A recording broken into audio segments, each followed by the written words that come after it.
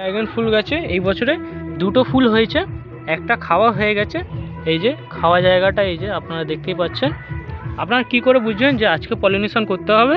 তো সকালবেলা বা বিকালবেলার দিকে এরকম ফুলে যাবে, ছাড়িয়ে যাবে। আর রাত্রিবেলা এই ফুলটাই ফোটে, রাত্রিবেলায় ফোটে, সকালবেলা ফোটে না। রাত্রিবেলা আপনারা ওয়েট করবেন একটু, তারপরে এটা ফুটবে, তারপরে হাত দিয়ে এটা পলিনেশন করে নেবেন। তারপরে দুদিন পর এখানটা পচতে শুরু করবে, নেতিয়ে যাবে ফুলটা। তো এই সাইড দিয়ে এই গোড়া থেকে ফুলটা কেটে দেবে, ঠিক আছে?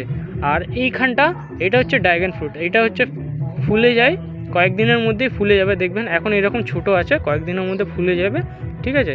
আর এটা পাকতে বেশি সময় লাগে না, ড্রাগন ফ্রুটটা ফুল থেকে ফলে পাকতে সময় লাগে না, ঠিক আছে? পুরো পেকে যাবে, তারপরে কেটে দুদিন মতন রেখে দেবে বা একদিন মতন, তারপর দেখবেন এর আসল টেস্ট মিষ্টি হয় অনেকটা। অনেক কারো ভালো লাগে না, কিন্তু আমার ব্যক্তিগত হিসাবে অনেক ভালো লাগে খেতে। আজকের জন্য এতটাই বন্ধুরা, নেক্সট ভিডিওতে আপনাদের সঙ্গে দেখা হচ্ছে।